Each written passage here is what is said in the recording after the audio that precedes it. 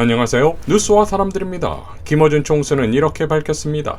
김웅 의원의 인터뷰가 워낙 많이 쏟아졌는데 경향신문 인터뷰가 김웅 의원 본인의 입장을 가장 잘 설명한 것 같아서 경향신문 기준으로 김웅 의원의 입장을 보면 크게 세 가지다. 하나는 최강욱 고발장, 본인이 작성하지 않았다는 것이다. 이것이 많은 언론에서 말이 바뀌었다고 하는데 본인은 검토만 했지 작성은 안 했다는 것이다. 두 번째는 받은 문건 관련해서 두 가지 가능성을 얘기했다. 하나는 조작, 하나는 실제 손준성 검사에게 받았을 가능성. 두 가지 다 얘기를 했는데 조작 가능성은 예를 들어서 다른 사람이 손준성이라고 이름만 저장해서 마치 손 검사가 보낸 것인 양 하는 그런 조작 가능성을 얘기한 것 같은데 그럴 가능성은 사라졌다.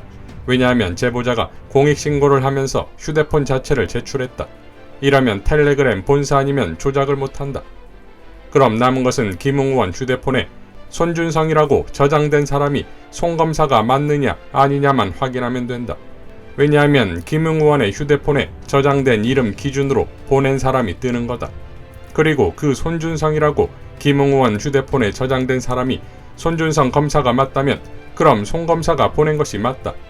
세 번째는 나는 문건을 전달만 했다. 모른다. 나머지는 모른다. 여기서 핵심은 경향 인터뷰 기준으로는 김웅 의원에게 텔레그램으로 전달한 사람은 손준성 검사가 맞다가 되는 거다.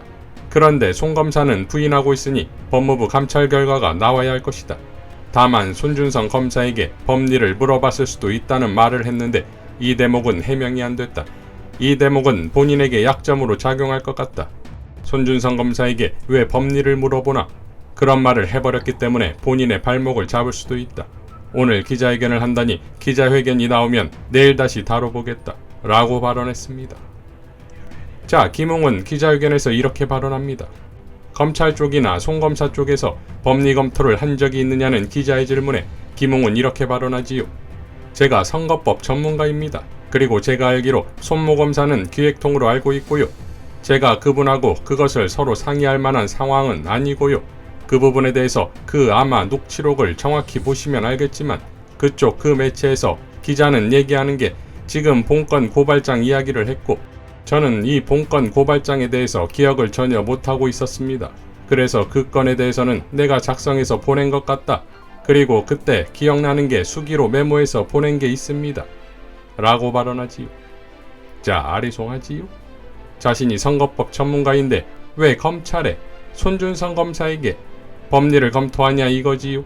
그런데 수기로 메모를 적어서 보낸 것은 있다 이겁니까? 이어 김어준 총수가 지적한 바 지금 휴대폰에 손준성이 뭐라고 저장되었냐는 질문에 대해 김웅은 당황한 듯 이렇게 발언합니다. 그게 지금 제가 그래서 어젠가 그젠가 한겨레 신문에서 연락이 왔더라고요. 지금 제 전화번호에는 입력이 안 되어 있습니다. 어떻게 검찰 쪽 사람들 전화번호는 거의 다 입력을 안 시켰기 때문에 그건 잘 모르고 있고요. 그것은 어떻게 그 당시에 저장되었는지 제가 지금 기억이 안 납니다. 라고 발언합니다. 자, 빵빵 터지지요? 김웅이 말한 한겨레 신문 연락이라는 것이 한겨레 전화 인터뷰를 말하는 것인데 거기서는 이렇게 발언했습니다. 핸드폰에 손 검사 이름은 뭘로 저장되어 있느냐는 질문에 확인해보겠다. 저장이 안 돼 있다. 핸드폰 바꾸면서 저장이 안 됐을 수도 있다.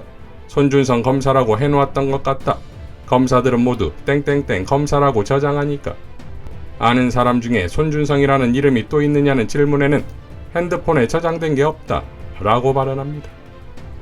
자, 이에 대해 홍사훈 기자는 이렇게 밝혔습니다.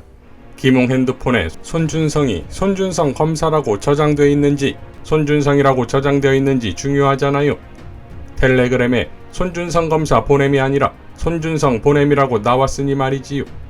한겨레 보도에 나온 걸 보면 거의 마지막 부분에 김웅에게 자신의 핸드폰에 손준성이 뭐라고 저장되어 있는지 물어봤더라고요.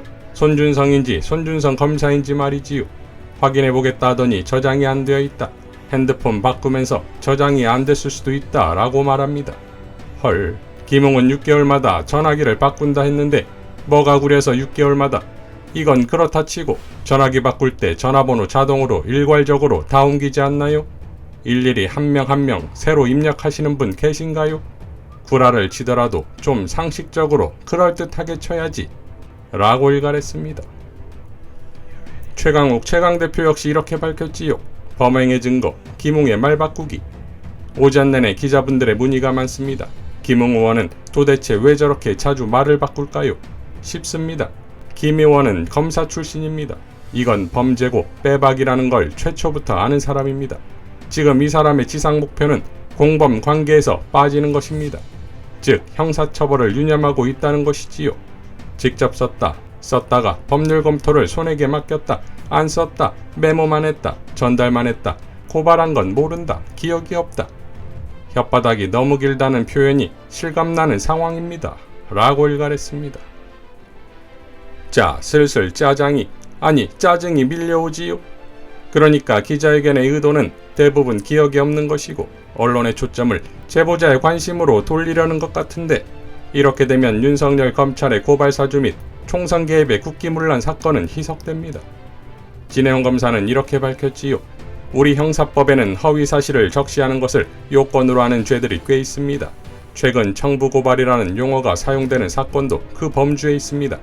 권력자들이 이 죄로 남을 고소고발 제소하기를 좋아하는 이유는 일석이조의 효과에 있습니다. 예를 들어봅니다.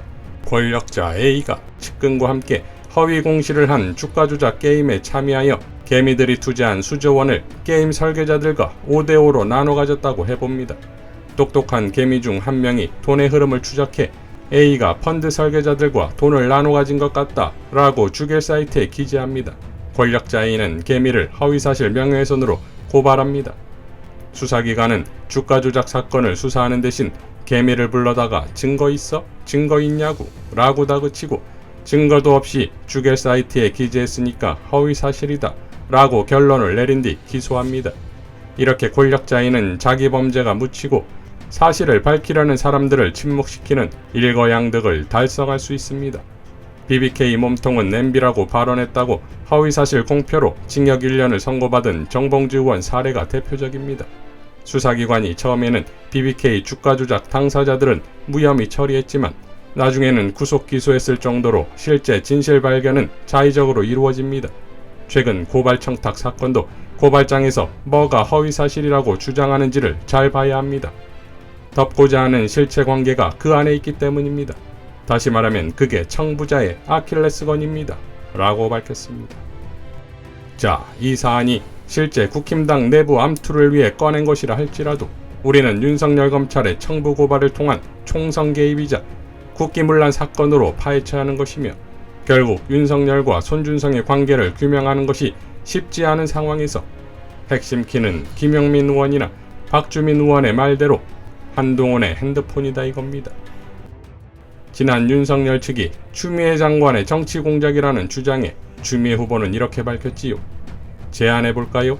제가 이 모든 걸 미리 내다보고 1년 6개월 전 정치 공작을 했다고 허위 자백을 하면 자백의 보강 증거가 필요할 테지요. 제 텔레그램을 뒤져보도록 핸드폰 비번을 공개할 테니 윤석열, 김건희, 한동훈, 손준성, 김웅도 함께 핸드폰 제출해주세요. 라고 일갈합니다. 자, 이것이 법무부 장관이 되고서도 여태껏 한동훈의 폰을 풀지 못하는 박범계와 목숨 내놓고 싸운 추미애 전 법무부 장관의 극명한 차이입니다. 이상 뉴스와 사람들이었습니다. 시청해주셔서 감사드립니다.